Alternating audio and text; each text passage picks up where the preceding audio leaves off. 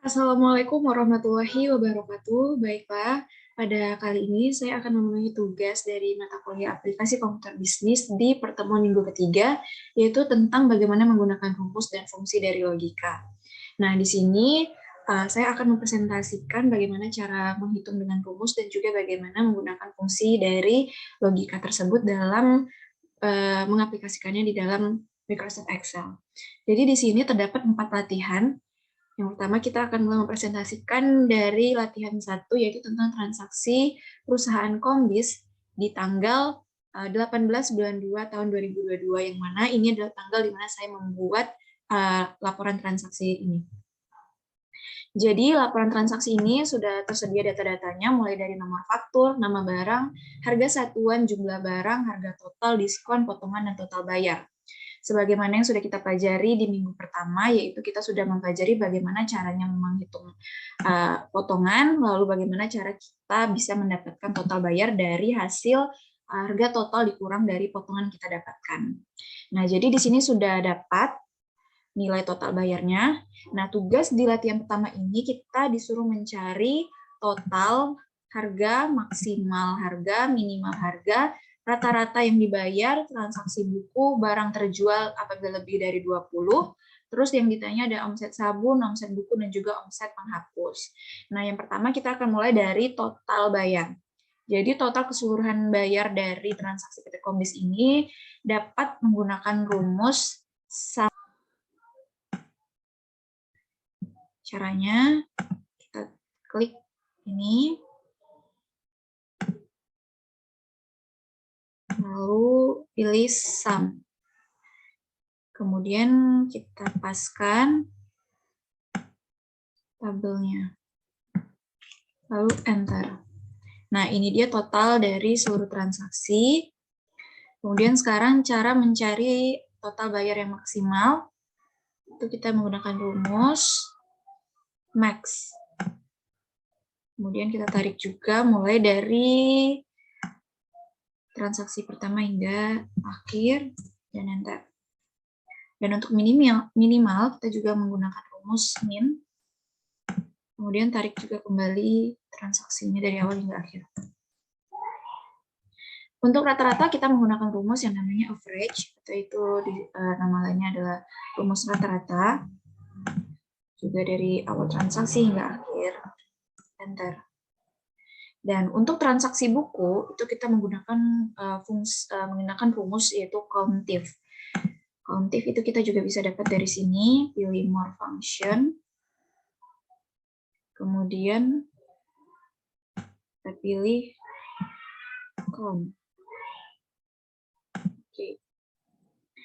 Countif itu kita menggunakannya dari nama barang, yaitu dari mulai D5 hingga D14. Lalu kita tambahkan buku. Karena yang mau kita cari pertama itu transaksi yang buku. Oke. Sebentar. Sepertinya kita ada yang salah. Rumusnya salah. Jadi karena itu tadi tidak ada di daftar rumus, kita bikin secara manual sama dengan countif. Lalu kita ambil period transaksinya dari sabun ke sini. Kemudian kita beri tanda pisahnya, titik koma.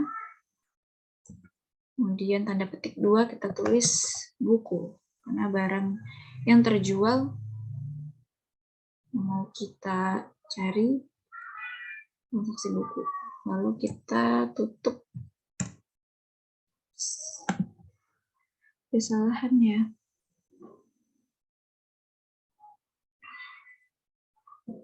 Kita spasi.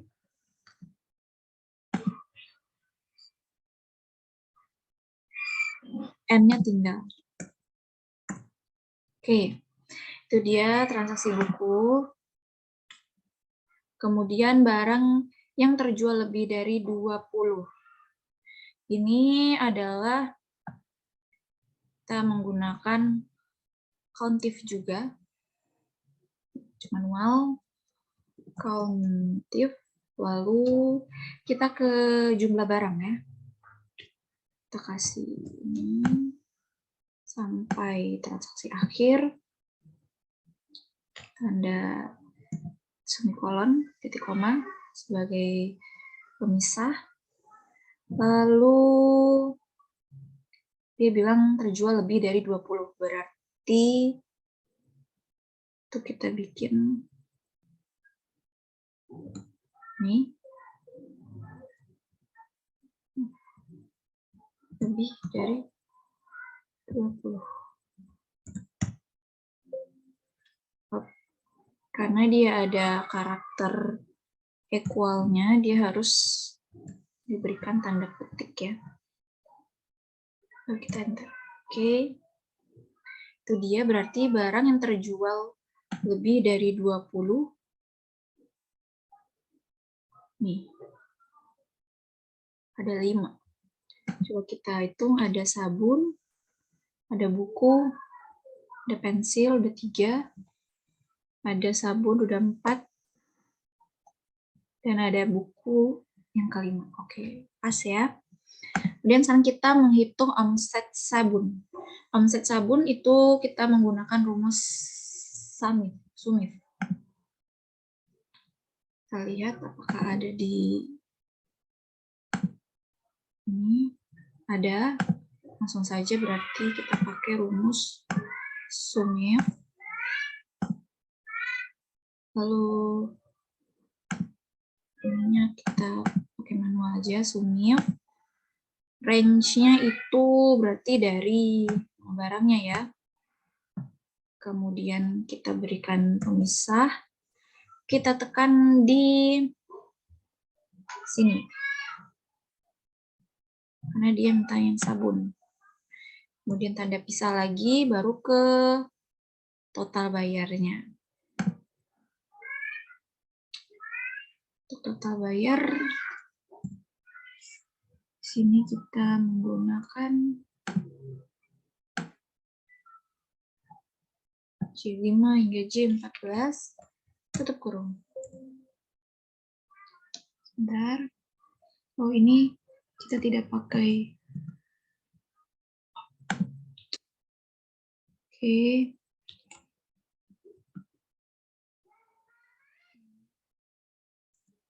Oke. Ya.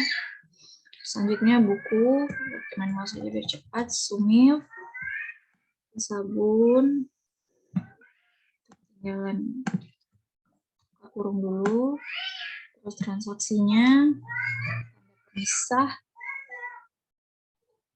lalu ke ini H23 itu di buku, tanda pemisah lagi, total bayar. Baru kita tutup. Oke, terus Sumif, buka kurung, sabun, pemisah, semikolon, tanda semikolon, hapus, tanda semikolon lagi, baru total bayar, tutup kurung. Baik, ini dia total yang sudah kita dapat dengan menggunakan rumus dari seluruh data transaksi Kombis di tanggal 18 bulan 2 tahun 2022. Baiklah, selanjutnya kita masuk ke latihan kedua, yaitu data nilai mahasiswa Kombis angkatan 2012. Nah, di sini kita akan mengisi kolom keterangan ini dengan apakah nilai yang didapat dari angkatan 2012 ini ada yang lulus atau gagal. Nah, di sini ada syaratnya bahwa KKM yang harus didapat itu lebih atau sama dengan 80. Jadi, jika nilainya kurang dari 80, berarti dianggap keterangannya mereka gagal. Tapi jika nilainya itu lebih atau sama dengan 80, maka mereka akan mendapatkan keterangan lulus. Nah, di sini kita akan menggunakan fungsi dari if logika. Jadi rumusnya itu adalah sama dengan if, kita buka kurung, kita masukkan nilainya, Lalu kita masukkan syaratnya, lebih besar atau sama dengan 80, kita pisahkan, maka akan menghasilkan nilai kalau lebih besar sama dengan 80, keterangannya adalah lulus. Jika tidak, maka dia gagal. Tutup kurung. Enter. Ops, kita lihat dulu. Oh, ini tanda pisahnya tinggal. Oke. Benar ya, kalau nilainya 48 berarti keterangannya gagal. Sekarang, untuk mempermudahnya, karena ini menggunakan rumus yang sama, kita bisa menggunakan cara seperti ini. Kita tarik ke bawah. Oke, kita sudah bisa lihat bahwa ada nilai anak yang gagal dan ada juga yang lulus. Ini kenapa ada ini ya? Sebenarnya tidak apa-apa ya. Atau kita pakai cara ini. Kita cari satu lagi. Jika nilai lebih besar atau sama dengan 80, maka dia lulus. Jika tidak, maka gagal. Oke, lulus. Sekarang kita pakai gini.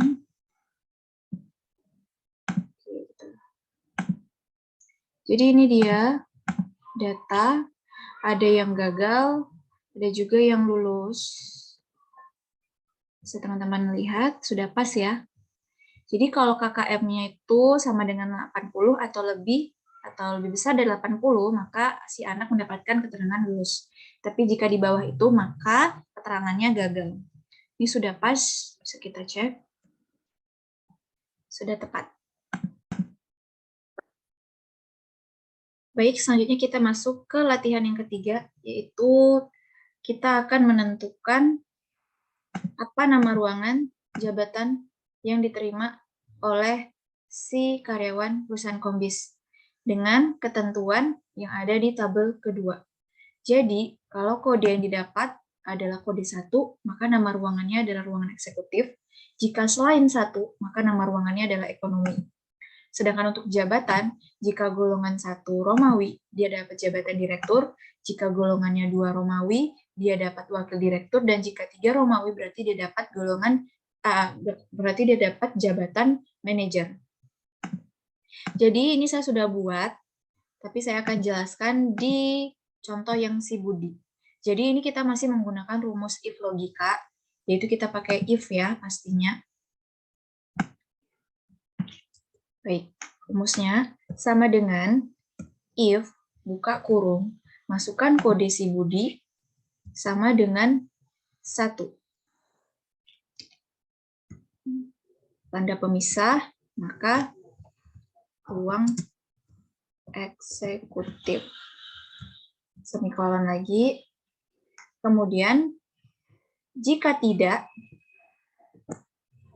lalu if false-nya, jika selain 1, maka ruang ekonomi. Tutup kurung. Oke, berarti ruang yang didapatkan oleh Budi adalah ruang eksekutif karena kode dia adalah kode 1. Rumus ini sama sampai ke nama karyawan akhir, kita hanya tinggal mengubahnya di kode yang didapatkan oleh masing-masing karyawan. Contohnya untuk nama si Slamet, karena dia kodenya 2, berarti dia ruangan ekonomi otomatis. Gitu. Jadi ini rumusnya sama saja. Kemudian kita langsung saja lanjut ke jabatan. Nah, karena jabatan di sini ketentuannya ada 3, lebih dari 2 ya. Jadi kita akan menggunakan 2 if. If yang pertama, kita sampai di rumus if jika value-nya benar, dan untuk if kedua, baru kita sampai ke value if false. Jadi, saya contohkan lagi yang di Budi. Kita hapus, kita mulai dari awal. Sama dengan, setiap rumus akan dimulai dari sama dengan. Sama dengan, kita masukkan if-nya, buka kurung, kita ambil golongan Budi, 1 Romawi. Kalau sama dengan 1 Romawi juga, berarti dia otomatis dapat direktur. Nah, perlu diingat, kalau yang akan kita masukkan di dalam rumus itu berupa huruf, berarti kita harus menggunakan tanda petik. Kalau angka, baru kita tidak menggunakan tanda petik. Jadi karena ini dia golongannya 1 Romawi, kita pakai tanda petik ya. 1 Romawi. Jadi kalau golongan Budi sama dengan 1, maka dia dapat jabatan direktur ya. Jika benarnya direktur. Kita masuk ke if kedua. Kita pakai manual, kita pakai lagi golongan si Budi tadi, D5. Jika golongan sama dengan Romawi 2, maka jika benar, dia dapat jabatan wakil direktur. Lagi tanda petik lagi, baru tanda pemisah.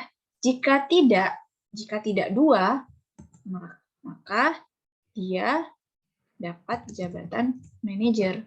Tutup. Ini tanda kurung untuk if kedua. Satu kali lagi tutup kurungnya untuk if yang pertama, baru kita enter. Oke, berarti si Budi mendapatkan jabatan direktur karena golongan yang didapatnya adalah 1 Romawi. Begitupun seterusnya sampai ke Faisal, kita hanya tinggal mengubah golongan yang didapatnya ya, sesuai di tabelnya. Contohnya kayak Selamat berarti D6, golongan 3. Jadi cara bacanya, jika golongan sama dengan 1, maka direktur. Jika golongan sama dengan 2, maka direktur. Jika tidak, maka manajer. Kita enter manajer, karena si Selamat mendapat golongan 3. Nah, untuk bonus, ini kita tinggal hanya menyesuaikan dengan nilai yang didapat oleh masing-masing karyawan. Kalau nilainya A berarti 4.000, kalau nilainya B 3.000, kalau nilainya C 2.000, dan kalau nilainya D adalah 1.000 ya. Baik, itu dia untuk latihan ketiga. Selanjutnya kita masuk ke latihan keempat, yaitu daftar nilai peserta tes komputer bisnis. Jadi awalnya yang kosong itu ada di kolom huruf, lalu ada di kolom keterangan, dan ada di kolom tahap lanjutan. Nah, untuk mengisi kolom huruf, kita akan menggunakan keterangan kriteria nilai di sini, sesuai ini. Sekarang kita coba ya. Kita coba di Budi Sampurno. Ini juga saya sudah membuatnya. Ini kita mulai saja lagi. Nih, dia masih pakai if biasa. Jadi, kita masukkan. Jika nilai lebih besar atau sama dengan 95, maka nilainya A. Masuk if kedua, jika nilai lebih besar atau sama dengan 85, maka nilainya B. Jika nilai lebih besar atau sama dengan 75, maka nilainya C. Dan jika nilai lebih besar sama dengan 60, maka D. Jika tidak benar, maka E otomatis ya. Jadi jika nilainya tidak lebih besar atau sama dengan 60, maka sesuai dengan keterangan kriteria nilai, dia dapat E, 0. Kemudian kita tinggal membuat tanda tutup kurungnya sebanyak jumlah if-nya. Kita tinggal enter. Dia dapat nilai A. Nah, begitupun dengan rumus untuk nama peserta yang lain. Untuk lebih mudahnya, kita tuh tinggal menggunakan cara seperti ini. Kita tarik ke bawah gitu, karena dia rumusnya sama ya. Jadi nanti dia akan menyesuaikan langsung nilai setiap siswa. Nah, sekarang kita masuk ke keterangan. Nah, untuk keterangan itu kita pakai if and. Kenapa kita pakai if and? Karena nilai dianggap benar jika memenuhi semua syarat. Sebagaimana ketentuan menjawabnya, jika peserta memenuhi semua persyaratan di sini, maka dia akan mendapat keterangan istimewa. Jika tidak memenuhi semua persyaratan, maka keterangannya adalah biasa. Jadi, kalau persyaratannya itu semua harus terpenuhi, kita pakai rumus if and-nya. Rumusnya seperti ini. Masih pakai if di awal, kita tambahkan and. Lalu kita masukkan pengalaman kerja, kita sesuaikan dengan persyaratan. Kemudian kita pakaikan tanda pemisah, lalu sesuaikan usia. Dan kita pakaikan tanda dan kedua untuk IPK. Jadi cara bacanya itu seperti ini. Jika pengalaman kerja lebih besar atau sama dengan 4 dan usia lebih kecil atau sama dengan 30 serta IPK lebih besar sama dengan 3, maka istimewa. Jika tidak semuanya, maka biasa. Enter. Berarti dia dapat biasa karena dia tidak memenuhi semua persyaratan. Kenanya di IPK kurang dari 3 tahun, kurang dari 3. Nah, yang istimewa hanyalah si Indra Bekti Bekasi. Coba kita lihat. Kita lihat pengalaman kerjanya sesuai persyaratan, usia sesuai juga, dan IPK-nya juga sesuai. Otomatis dengan rumus yang kita gunakan, dia akan mendapatkan keterangan istimewa karena semua persyaratan dia penuhi. Sekarang kita ke tahap lanjutan. Nah, untuk tahap lanjutan kita pakai namanya if or, karena nilai dianggap benar jika memenuhi salah satu syarat. Jadi, kalau salah satu syaratnya saja terpenuhi, maka tahap lanjutannya adalah wawancara. Tapi jika tidak ada satupun yang terpenuhi, maka dia tahap lanjutannya adalah gagal. Jadi, caranya rumusnya masih sama seperti yang if and tadi, kita hanya tinggal mengubah kalimat and menjadi or. Atau ya, ini masih sama. Jadi cara bacanya, jika pengalaman kerja lebih besar atau sama dengan 4, atau usia lebih kecil atau sama dengan 3, serta IPK lebih besar atau 3, maka dia wawancara. Jika tidak satu pun terpenuhi, maka dia gagal. Sekarang kita tinggal enter. Nah, berarti dia tahap lanjutannya adalah wawancara, karena ada salah satu persyaratan yang dia terpenuhi. Jadi, jika salah satu persyaratan saja terpenuhi, maka tahap lanjutannya adalah wawancara. Nah, dapat dilihat setiap peserta ternyata ada salah satu yang terpenuhi persyaratan, jadi seluruhnya tahap lanjutannya adalah wawancara. Baiklah, itu dia hasil presentasi saya terhadap keempat latihan di pertemuan minggu ketiga. Saya akhiri, wabillahi taufik wal hidayah. Wassalamualaikum warahmatullahi wabarakatuh.